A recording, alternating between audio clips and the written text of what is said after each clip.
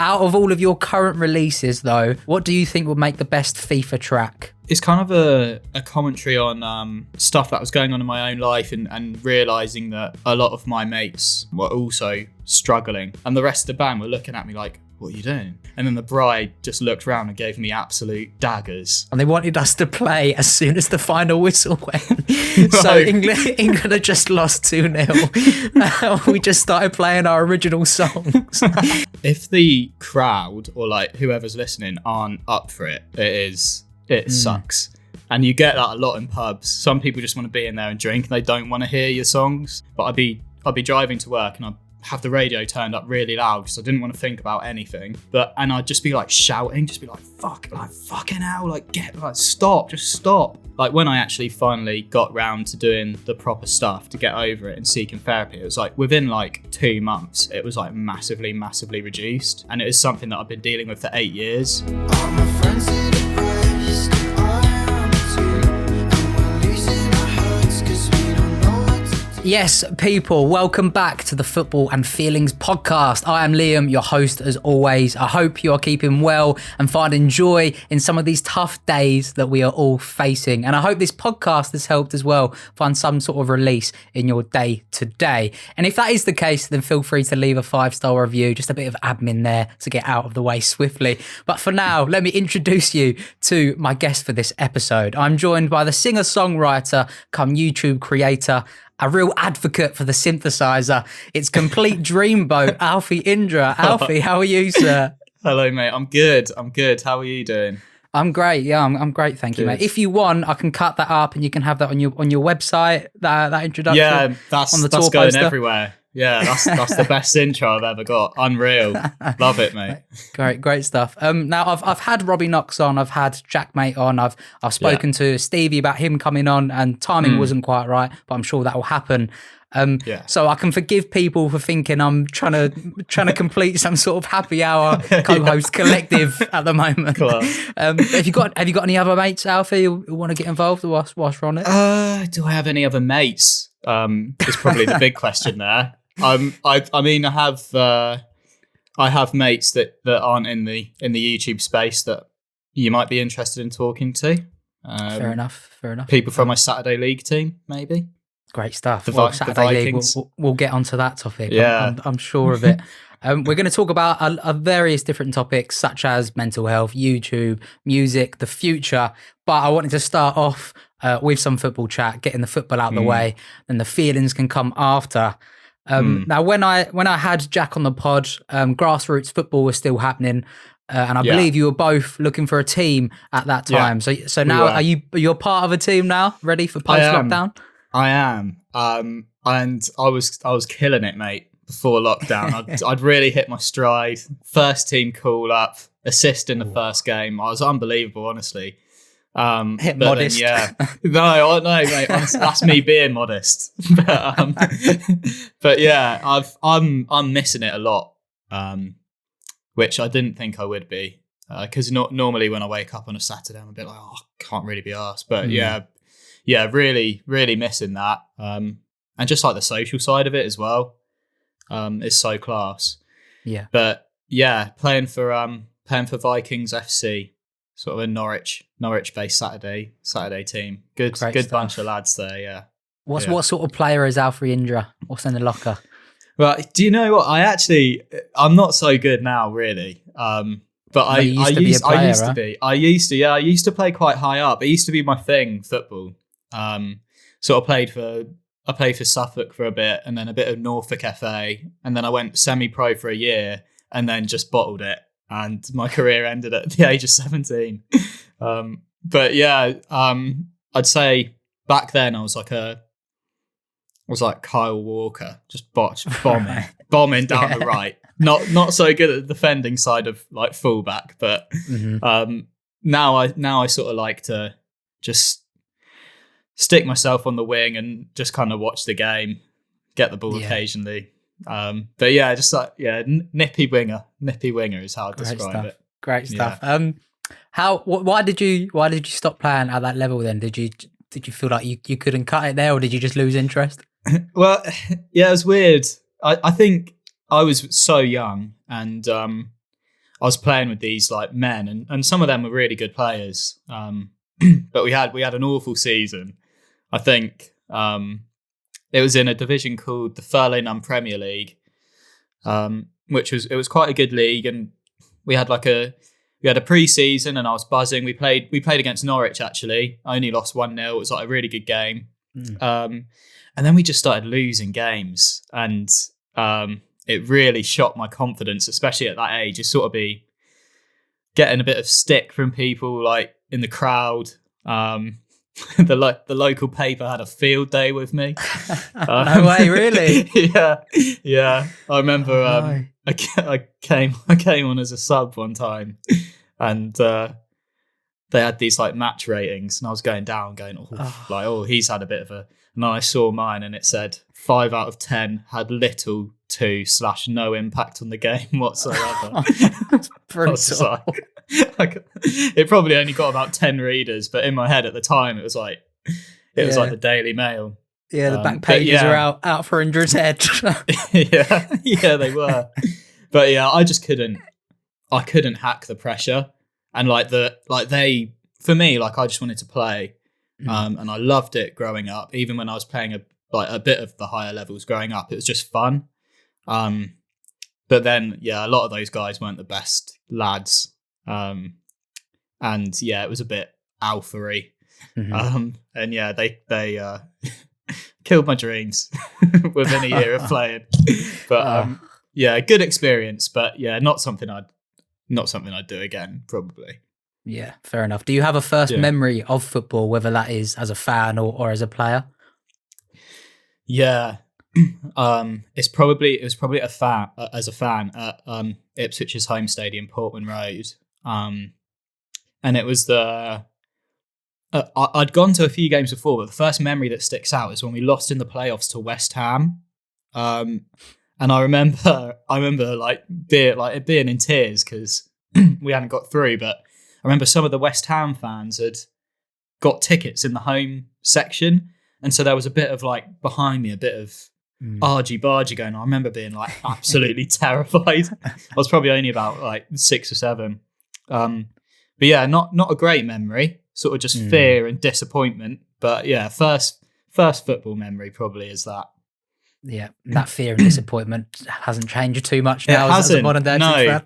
No, it hasn't at all. Few years of I ended up having a season ticket for about 10 years where we were a mid-table championship side the whole time, and then I started playing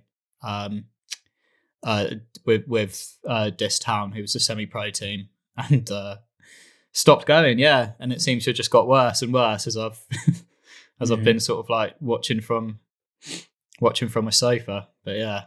Do you still keep up to date with Ipswich's scores, like the Paul Lambert fiasco and getting bodied by referees? Yeah. It's painful, but I feel like I have some sort of duty to watching. I think I've become numb to the disappointment now, and it's just funny. Like as you say, the other day, our player getting absolutely alphaed by the ref, like going head to head with the ref. As a new low, but. Yeah, we are rubbish, and it's been hard to come to terms with the fact of us being like a League One side now. I don't think we're not a sort of League One side that's going to go up like Norwich did and have a bit of a shake up. No, we're a mid-table League One side now, which is fair enough. Oh, that's horrible, man. I need Indra on board. Indra in, I say. They do, mate. Yeah, get me in. Get me in right back. As long as they're nice to me. Now, football and music cross over quite often, especially with things like Soccer AM and FIFA having influenced that sort of culture. And you often see musicians who are decent at football, like Tom Grennan, Serge from Kasabian, the lads from Blossoms as well. Out of all of your current releases, though, what do you think would make the best FIFA track? Oh, I have this song called Just a Kid, which when I made that song, there's an intro to it, and I just thought I can hear this on FIFA, and then my head was going, it's going to get on FIFA. Obviously, it didn't happen, but I'd say that one it's kind of that like upbeat indie FIFA sound. Yeah, for sure. Yeah, I'd agree with that. I think that's what I was thinking when I wrote this question. It's strange how much FIFA is like such an iconic thing to be part of that soundtrack now. Although it's sort of tarnished a little bit now. This year they've changed it up a bit. Yeah, it wasn't one of my like a guy I know in music called Oscar Lang. He got his song on there, and it can really make your career. Like the songs on there become so recognizable, and you do probably make quite a decent amount off getting on FIFA. Yeah. So definitely something I'd love. I'd love that. But yeah, not yet. Not yet.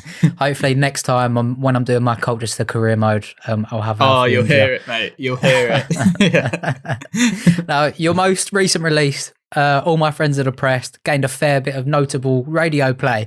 A great song, and it seems to have done really well. And it paints a really clear picture of how a lot of the younger generations feel in this day and age, but especially right now. But you didn't write this song in COVID times, right?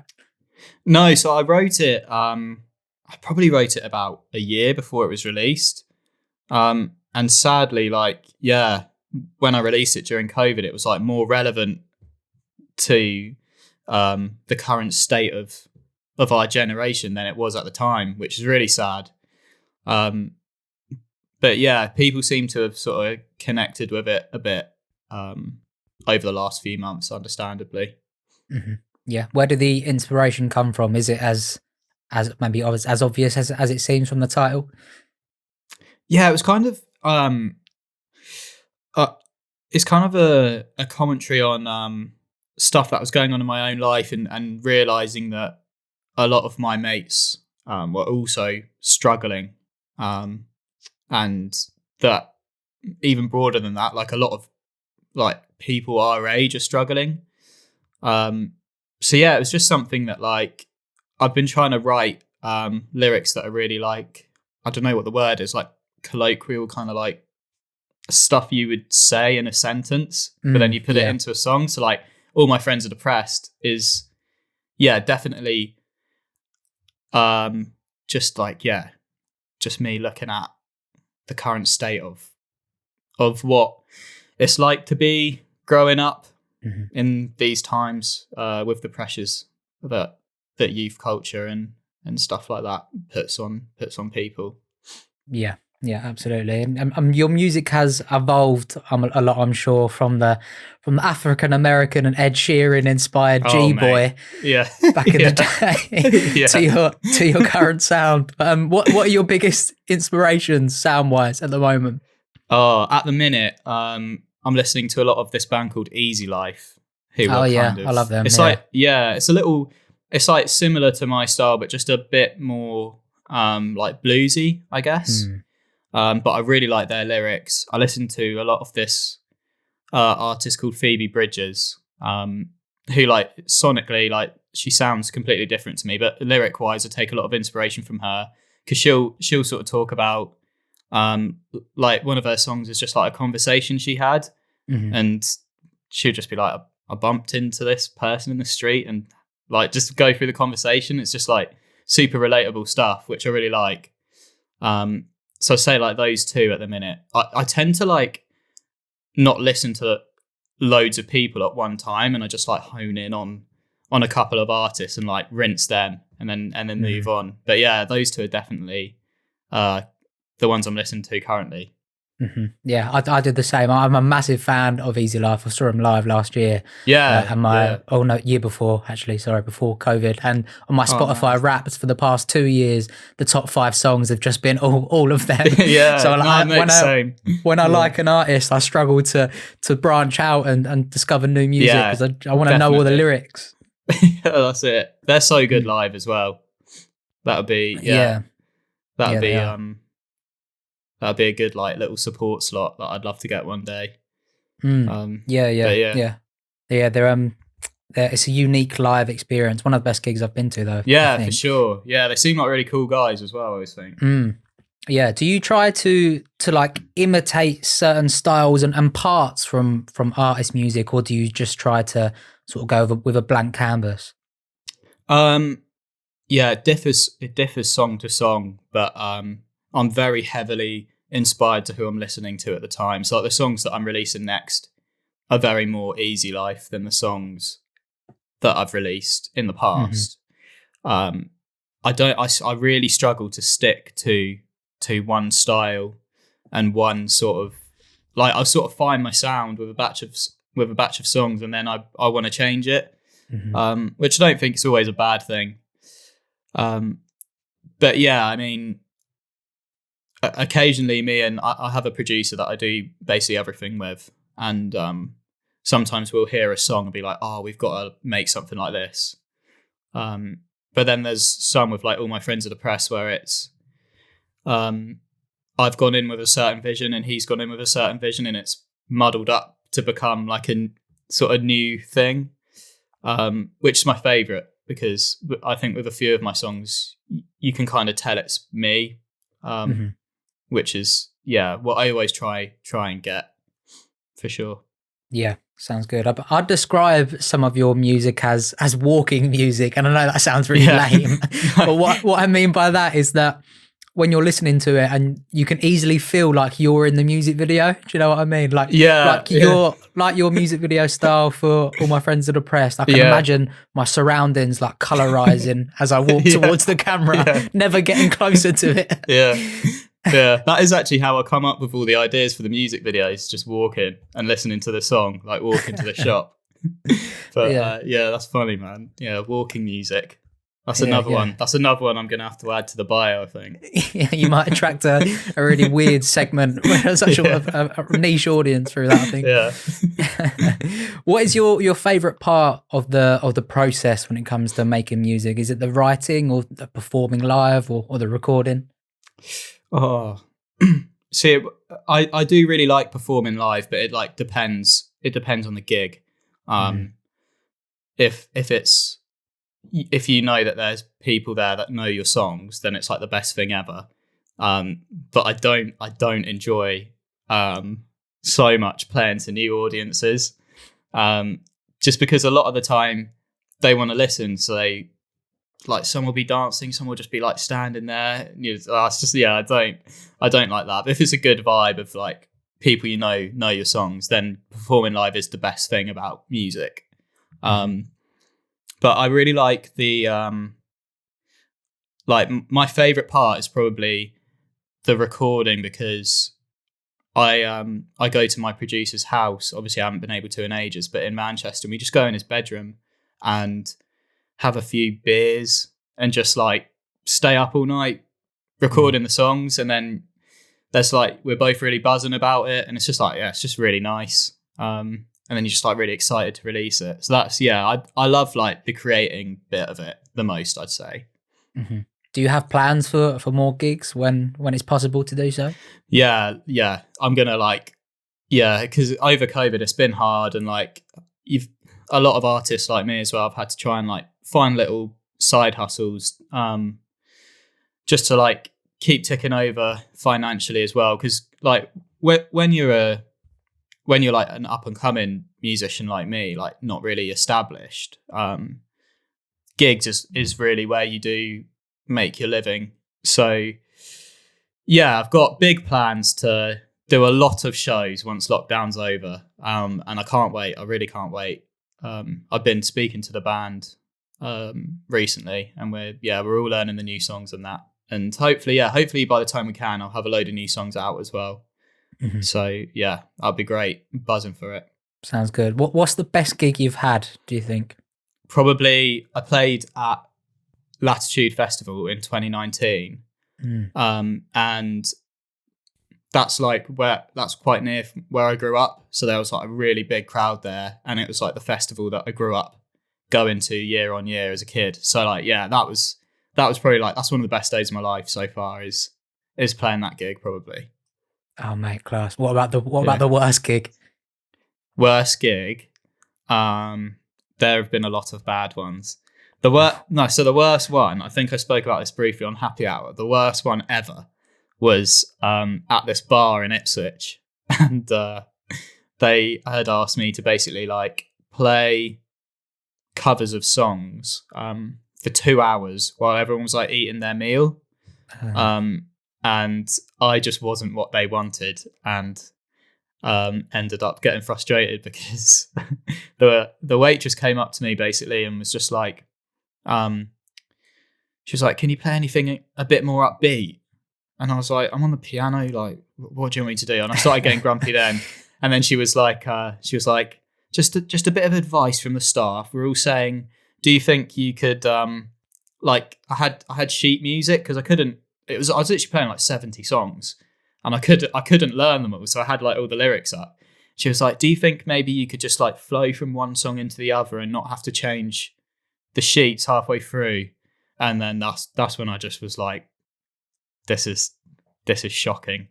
None of the people eating wanted me to be there. The staff didn't want me to be there. I didn't want to be there. So I just started like messing around until they asked me to leave. just self-sabotaging it. Yeah. It was pretty humiliating, to be honest. But you learn from him. It was either that or the first dance song I messed up at someone's wedding was pretty grim. I just had a nervous, like, I called them up. I was like, "Could the couple come to the dance floor for the first dance?" And then I just froze because the importance of the occasion just overcame me, and I just like couldn't. I can't explain, but I was just like a statue, and nothing would come out. And the rest of the band were looking at me like, "What are you doing? What are you doing?" And I was going, like that. And then the bride just looked around and gave me absolute daggers. And Ooh. yeah, oh mate, yeah. And that was the worst thing about that, was that we had like a 4-hour set, and that was the beginning of it. So I had to like then play like 100 songs afterwards. But yeah, those two, yeah, proper cringe moments. That's okay. You only ruined their big days. Not that big of a deal. I know. I'm sure she's over it now. Yeah. Maybe. I used to play a lot of music. I used to play drums when I was younger. And Did I you? remember being like 16, 17, playing in pubs that we weren't even allowed to drink in. Yeah. We shouldn't have been in there. And there was one awful gig I remember. It was straight after an England game. We just lost like 2-0. I don't remember what it was for, but we're in the corner of this pub and they wanted us to play as soon as the final whistle went. So England had just lost 2-0. We just started playing our original songs and just everyone just fucked off. It was just awful. Apart from like 2 really drunk ladies that didn't care about the football, they started dancing. Lucky they were there. Yeah, that's horrific. Like if the crowd or like whoever's listening aren't up for it, it sucks. And you get that a lot in pubs. Some people just want to be in there and drink, and they don't want to hear your songs. But yeah, mate, it's a feeling that can't be replicated in any other profession. Like, no, maybe bombing on stage could be like similar, I imagine. But well, yeah, don't want to experience that again. Rough. Yeah, you want the ground to just swallow you up. Yeah, you do. But now you've ventured into YouTube like fairly recently. I guess writing some humorous tracks and some songs with Jack's channel as well. Yeah. Do you think that you could almost accidentally fall into this like purely comedy music route, or do you think you'd stick with what you can? I don't want that. Which is why I don't upload so much anymore. I think it's such a fine line to tread, which is why I've got this new series on the channel where I make the songs into my style of music, so it's not like the 80s bangers like meme stuff, and it doesn't get as many views at all, but I thought at least there's some like you can see like the process of it, and the songs sound okay at the end. But yeah, like I was definitely falling into the trap of like everyone who was like following me just wanted to hear the funny stuff, which was a massive worry when I released All My Friends Are Depressed. But luckily, people seem to like hop onto that. So yeah, it's something I'm always thinking about because YouTube became my job, and I feel so lucky for that, and I don't want to throw that opportunity away. But also, that isn't my dream really. It's a means to an end, and I want to do like I want to do music. Mm-hmm. But yeah, like at the minute, it's kind of like people are enjoying it. It's getting people on board and hopefully have a wider listenership when I do want to release my own songs. Mm-hmm. But yeah, I don't want to be, I don't know, you see like a lot of YouTubers releasing songs and I think they're a bit too far gone down the YouTube route because you're kind of like, aren't you that guy that... I don't know. I don't want to say any specifics because I get in trouble, but like, you know what I mean. Yeah. I was a bit when I listened to you on Spotify, I was a bit surprised actually when you go to like fans also liked or like similar artists. It did list a few YouTubers amongst it, and I was like, I was almost annoyed for you because I felt like that like it undermines it slightly. Yeah, I was looking at it yesterday, and it was like Easy Life were on there and Nico B, and I was like, that's amazing. I looked down, I was like, Calyx, and I was like, but is what it is, mate. I do always think about that, like with KSI, like obviously whatever you think about his music, it's doing well, but on his Spotify for artists, he must be fuming that he hasn't got like cool rappers. He's got like Miniminter and all those lot as artists also like. I just think that must kill him. But well, it probably doesn't because he's a millionaire and he loves it. True. But yeah, I mean, I'm definitely, when I release my next few songs, my channel will become way more just my music based stuff because that's just what I want to do, really. Yeah. Will we see Robbie Knox featuring on an official track? Oh, mate. I don't know if vocally yet. Not yet. I don't want him to overshadow me. But I think, yeah, I'd love to do, I want to get some YouTubers in, like some YouTube mates in the music videos, I think. I think that'd be funny. So yeah, maybe Robbie could do that.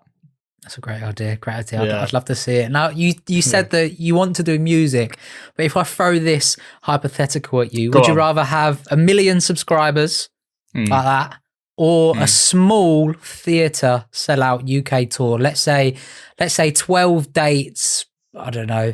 What's a small theatre capacity? 400, 400?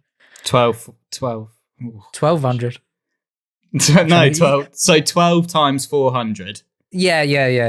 Let's say 400 capacity.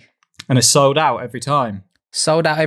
But you get 1 million subs, but you can't try to convert that theatre show into subs in any way. Oh. Okay. Really The tour. 100%. 100%. I don't want 1 million subs. What do I need 1 million subs for? You have loads of money, probably. Yeah, that's true. In the future. Actually, 1 million subs, actually, yeah. No, definitely not. I feel like if I wanted 1 million subs, I'd have to do like weird, I don't know, reaction videos and stuff. That's what people like, isn't it? No, not for me, mate. Not for me. Fair enough. Good. I'm glad to see you sticking with that. Yeah. I really tried to throw your moral compass off there. Yeah, that was nice. That was stressful.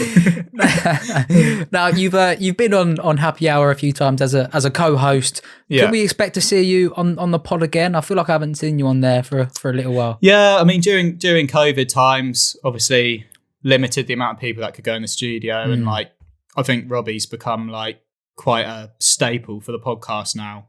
But I'm hoping to go on. We've been talking about it, so I'm hoping to maybe go on next month. Okay, nice.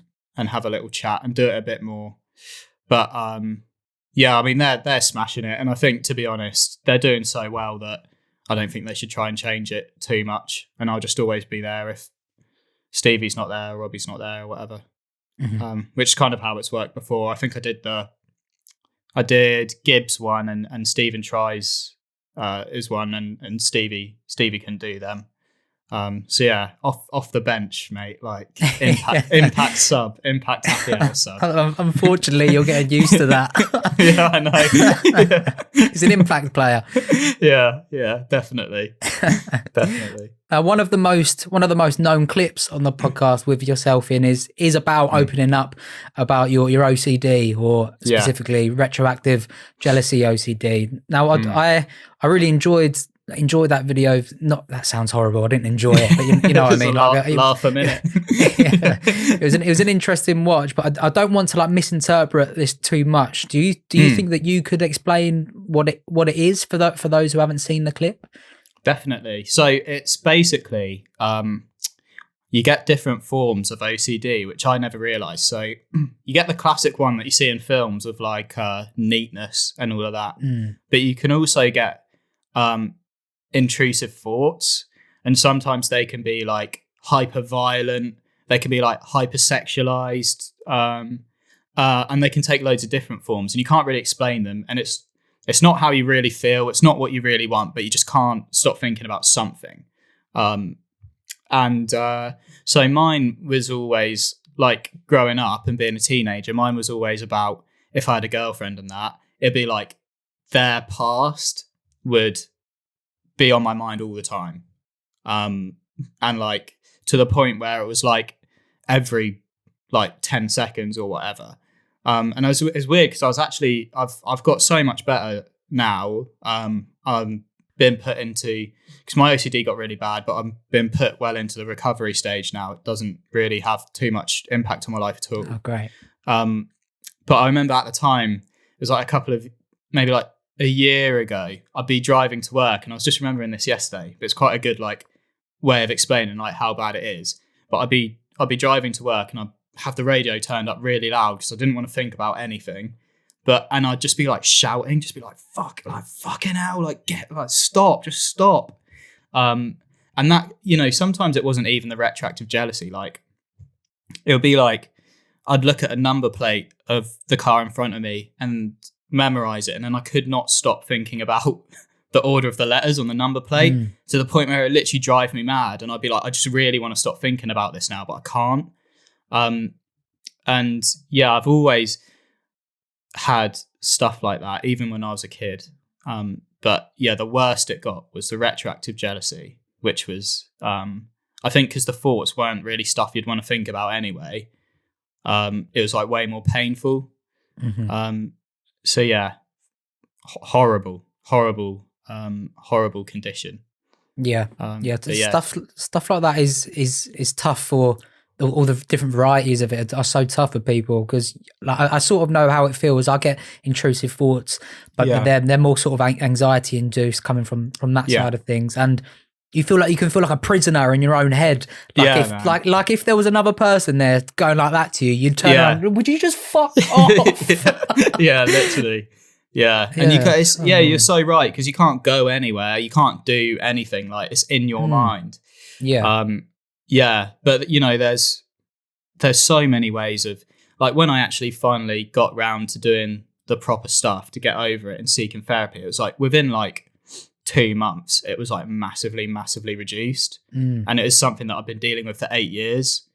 So yeah, sometimes I think the solution is easy. You just have to know what it is, which was definitely the case for me, for sure.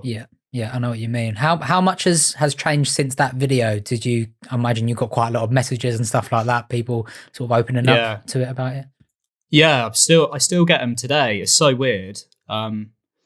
Because I used to YouTube it all the time, and when I first started having it, when I was probably like 16, I would type it in on YouTube and nothing would come up. And now when you type it in, like, that happy hour clip is like the most viewed one, which I find like so mad.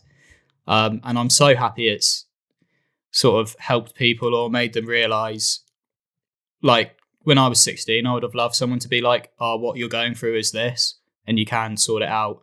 So that makes me really happy. I sometimes feel a bit like when people do message me, I link them to other places of people that actually are professionals, because I sometimes get a bit worried that people reach out to me thinking I'm sort of an expert on OCD, whereas I'm really, really not, and I don't want to tell someone the wrong thing. And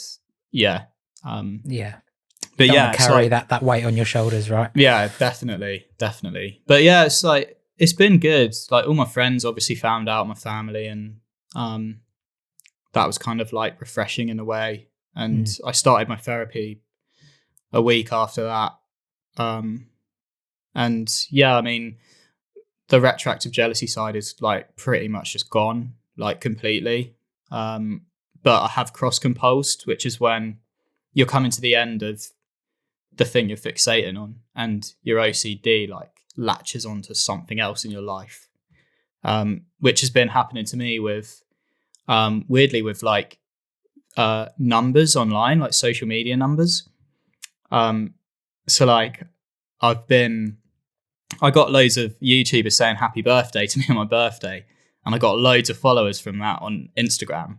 And since then, like, it's going down a lot because obviously people are like, oh, who is he? Like, I just followed him because it's his birthday. and the last sort of month or so, been like so stressed out about that, and looking at the numbers going down and down. And then my YouTube views, I had all those 80s bangers, and that's been going down. And I've been just like getting so overwhelmed by it, being like, oh, no one cares anymore. Like, I've had like this peak and it's never gonna whatever. And so that's been like what my OCD has latched onto more. But then I've been talking through that with my therapist and stuff, and that's been getting better. But weirdly, I saw I'm Alex in a live stream saying a similar thing, that he had uploaded a couple of videos and they hadn't done very well. And someone in the comments was saying like, oh, this sounds like upload anxiety, which is when if you're like a creator and your videos aren't doing very well, you get proper scared about putting another one out, because it reinforces the fact that you think people don't care about you and that like you're shit and all of this. And that's part of why I haven't been uploading as much as well. It's like that 1 to 10 thing on the YouTube studio, where it says like you get that 10 out of 10. It's just like such a shit feeling. So yeah, I've since the happy hour clip, like the retroactive jealousy's gone, but my OCD has gone on to like other things in my life, which is a bit annoying. But it's being dealt with now. So yeah. Fair enough. I mean, I had Max Fosh on the last episode of the podcast, and he was speaking about a similar thing, and he's had therapy to help sort of work out why he cares about those numbers. And that's I've never heard that before. Upload anxiety. Wow, yeah, I've never heard of it. Millennials are getting different type of issues. It's crazy, isn't it? Because even like some of my mates, and like I've heard some of my girlfriend's mates, they'll be like, "Oh, my photo on Instagram did real bad," and I kind of think like that. Like, you've just got a personal Instagram page. Like, why are we caring about this? Yeah. I was talking to my mates yesterday, being like, "Oh, I'll probably drop below 18,000 followers on Instagram soon," and they were like, "Yeah, but like you've still got 17,000 followers. Like, what's the problem? Like, who gives a shit, mate?" Like, it is so like when you take a step back and look at the whole numbers thing, like it just does not matter at all, and we're all just like, they're just videos. Like it just doesn't matter. But yeah, like I watched that clip with Max, and what he was saying resonated a lot. Like, yeah. It's why do we care? It's mad, mate. It is mad. Yeah, it's an addiction. It's an addiction for people, in my opinion. Like, you can literally just pay for views and likes, which mean nothing though. Like, you can pay to get like hundreds of thousands of likes on a photo, but they're not like, they don't mean anything because they're not a person actually engaging. That's just some bot has done that. I know, and it's crazy because like Max might feel like a video's done really bad, but I've never looked at any of his videos and thought they've done badly. And it's just like everyone, you feel like everyone's doing better than you. So like Max might look at like, I don't know, someone like Jack and be like, oh, look at the views he's getting. And then Jack might look at KSI and be like, look at the, And so it's like, it's weird that like, it's strange to me that like Max would have any anxiety about it, because I think, oh, you like smash it all the time. Like, you get loads of views on every video. But then, like I totally get that. It's that one, mate, it is that 1 to 10 thing on YouTube Studio since they've added that are so bad for your mental health, because it's literally ranking like, it's like if you get a 10 out of 10, it's just like, this is terrible. Like, I'm surprised they haven't taken it off yet, actually, because a lot of people have been complaining about it. I think that you're the fourth person I've had on the podcast talking about it, and like, it just, no one seems to like the idea of it. Yeah, but you can't stop looking at it. You literally can't stop, because like the other thing is like you can see the views, and so like my one with Robbie, that was like a proper 10 out of 10. I was really happy with the video, but it's the worst performing video I've done in ages, and I can't explain why, because sometimes the algorithm just doesn't pick stuff up, like it just doesn't happen. But I'll be looking at that and it'll be like on 8.2k, and then the one above it will be on 8.3, and you'll keep checking it, and then it will go 8.3 and 8, and they'll be level, and then it will drop by 2, and it's just like it's a constant like endorphins rush or whatever they say. It properly is like Chasing they the need dragon. to get. Yeah, mate, it is. It's chasing the dragon. Chasing that social media dragon, man. It is. And you back to the retroactive jealousy OCD. You mentioned on that podcast on Happy Hour that at the time people had opinions about it that didn't reflect much of an understanding of the topic, I guess, at the time, like people saying it was a lack of respect for others, and maybe like a form of sexism. But do you think that understanding has changed quite a lot now then? I think towards me it's changed a lot. I know that and I actually don't blame people for thinking it's sexist, because for all I know, part of it could be this like ingrained weird perception I have of what the world should be like, and that, you know, like as I think as guys a lot of the time, like there is that thing where if a guy sleeps around with loads of girls, he's a lad, and if a girl does it, she's called a slut. And that I think that is so true, and it's horrific and it's wrong.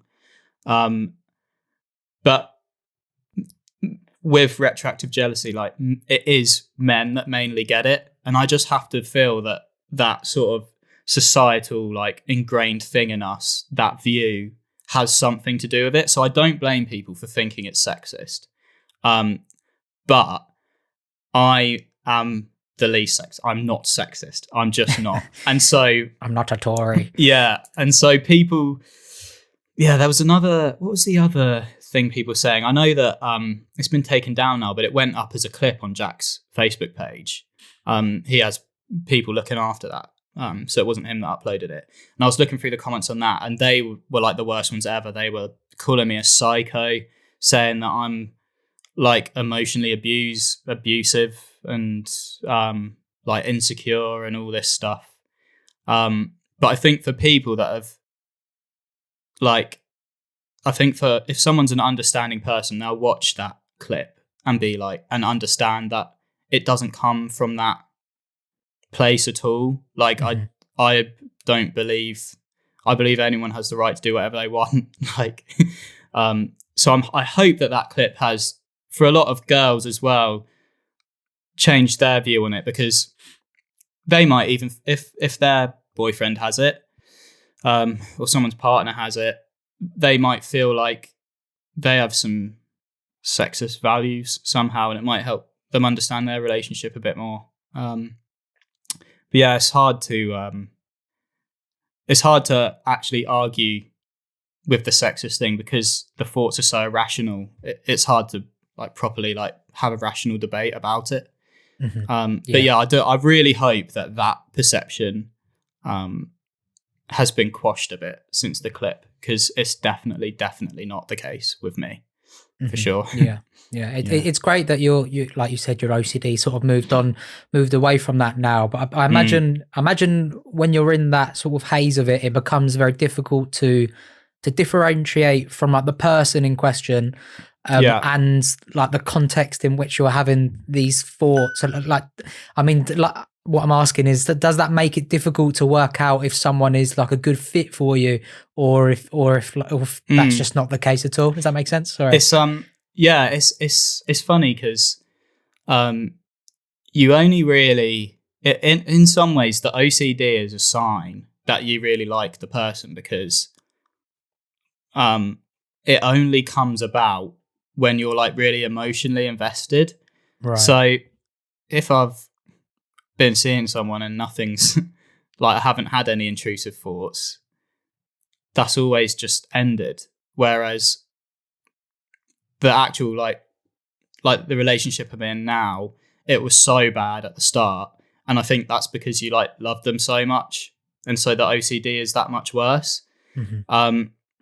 But yeah, I know what you mean. Like, I guess it could be hard to understand if like, yeah, it's because you like them so much, or like, is the OCD making you feel passionately in general? And like, yeah, that's a really good question. I don't think I really know the answer to it. The only thing I can say is like from personal experience, it comes about when you're more emotionally invested in that other person, and and it's worse when you like the more you like them, the worse it is for me, definitely.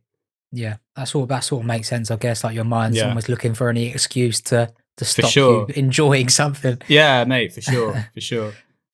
You speak quite openly about like how you started therapy. I know you tweeted about this only the other day. Is that something that has continued to help and has become like a consistency in your life? Yeah, I actually don't think I'll ever stop, even if I'm okay, because it is literally like that, and like I'm really lucky in that like I have a really amazing supportive girlfriend, because I imagine that would be horrific if you didn't. But like going to therapy is like the most life-changing thing that I've ever had. And if you can afford it, because like some sessions, it's really consistent with me. So I was doing once a week since I've got better. It's once every other week on a Friday night. And some sessions I'll have nothing to say to him, nothing bad, but I just talk about my week, have a chat. But then the next week I might have something really deep to talk about. And so I don't think I'll ever stop, because I think my nature and human nature is there's always going to be something bothering you. And it's just really nice having someone that you could tell anything. They're paid to listen to you and they're paid to help you through it. So yeah, like I tweeted out saying I'd had a tough couple of weeks, and it was to do with like the numbers side, like Max Fosh was saying. And that's something that like I'd never had a problem with before. And I'm so lucky I had a therapist to go to that Friday to talk through with it, because if I didn't, I'd probably still be feeling like that now. So yeah, like if anyone is struggling and they can afford it, because the thing about therapy is I always feel bad saying like, oh, everyone should have therapy, but some people can't afford therapy and it's difficult. But saying that, I did go through at the start. I went through when I was living in Ipswich this thing called Suffolk Wellbeing, which was a free service. But yeah, I will probably consistently go to therapy for the rest of my life now, just because it's part of my routine now, and I couldn't do without it now, definitely. Yeah. Do you speak to friends about these things at all? Like I know you had that sort of heart to heart with Jack once on the way back from a night out. Yeah, that's crazy, but sometimes it's hard to find the right people, or you don't want to trouble everyone with these things. Yeah. I mean, I live with my girlfriend, and I talk to her about all my problems. And I have a management company. I have a day-to-day contact who I really get on with, and if I have like work stresses, I can talk to him, and if I have bad OCD days, I can talk to Jack, because I know he understands that. But there are some things which I would only tell my therapist, just because if they're like really deep, or I don't want to. I know it's a weird thing. Like sometimes you don't want to like. If I've messaged Jack a lot, I don't want to like put more of my emotional crap onto him. But yeah, I just have a note section on my phone. I write down all my problems. If they haven't been sorted by my friends or my girlfriend, then yeah, just take it to him. So I always have someone to talk about. But yeah, very lucky to have my girlfriend, and very lucky to have Jack, who understands OCD, because that like if you don't have intrusive thoughts, it's really hard to explain the stuff you're going through to people that don't understand it. So yeah, talking to friends, especially for like the more minor problems, like yeah, it's I always do it all the time. Mm-hmm. Yeah, it's a place for balance, isn't there? Really, like I've got some friends that I speak to about deep stuff, but I've got other friends that, without sounding bad, the conversation is quite shallow. But I wouldn't want to change that. Like that's fine, because that's like a escapism. If I was speaking about deep topics all the time, that would drive me insane, I think. Yeah, like that's like I have a couple of mates who I play PlayStation with all the time, just online, and sometimes we'll have like deep ones over text, but when we go on PlayStation, we literally just talk about football and funny stuff and play FIFA.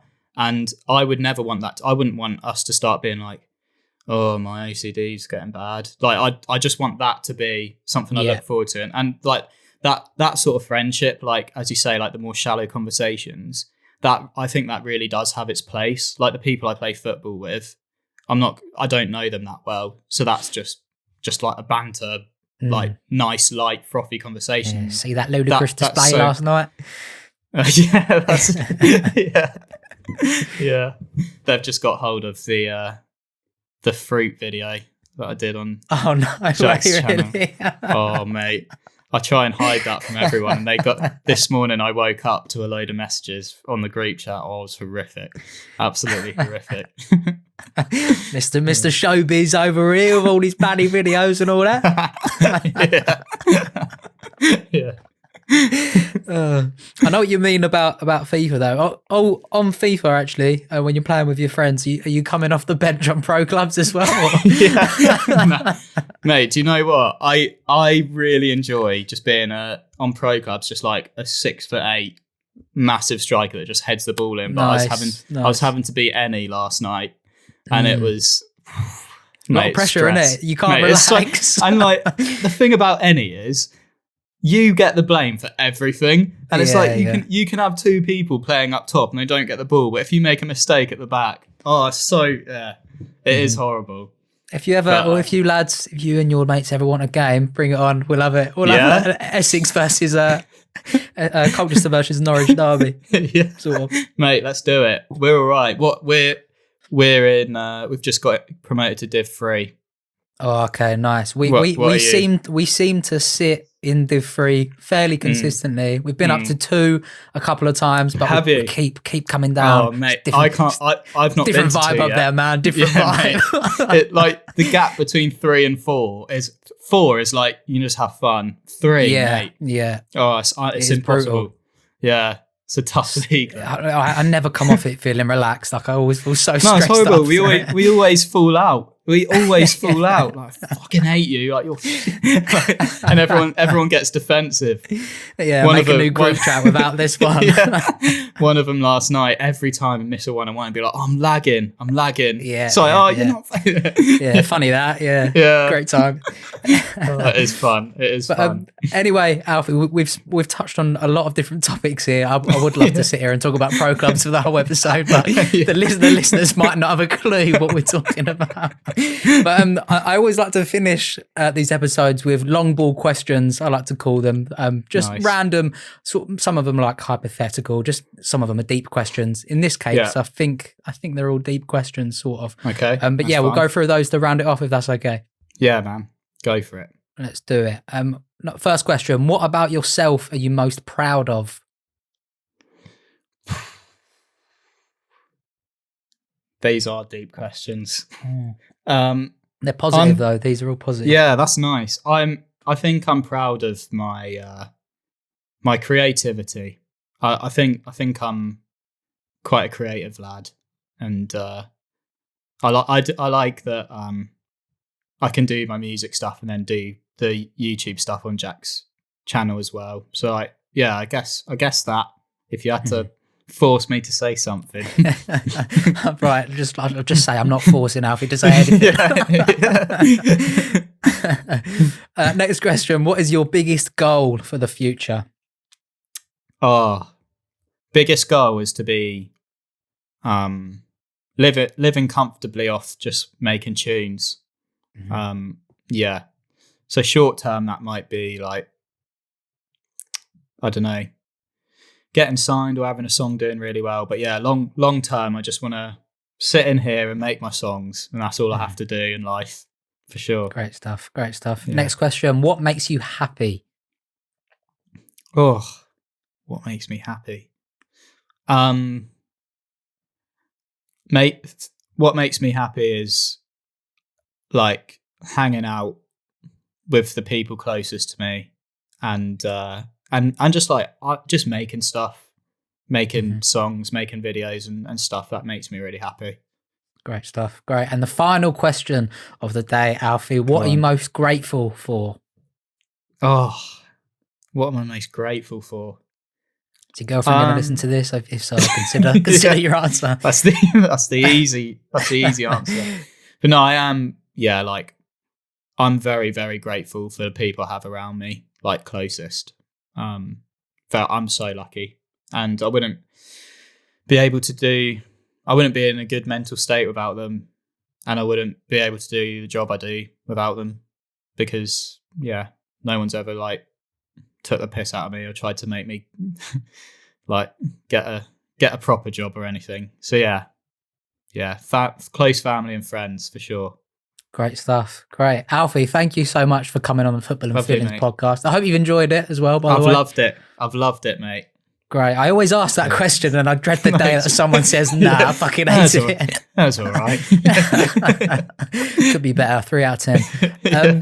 But yeah, we'll wrap it up there if that's okay for you. And to the listener, thank you so much for listening to another episode of the Football and Feelings podcast. If you've enjoyed it, maybe head over to the socials, find me on there, chatting rubbish, trying to be funny, failing often, but still trying. And that's the most important thing. I'm sure you will agree. But yeah, we'll wrap it up there. Thank you very much and see you soon.